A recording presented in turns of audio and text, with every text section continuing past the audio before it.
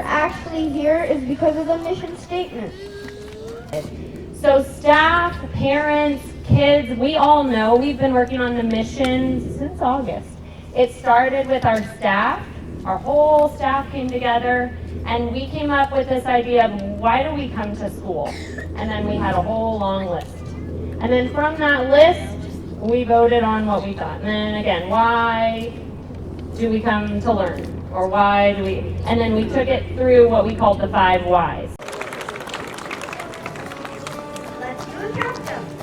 5, 4, 3, 2, 1.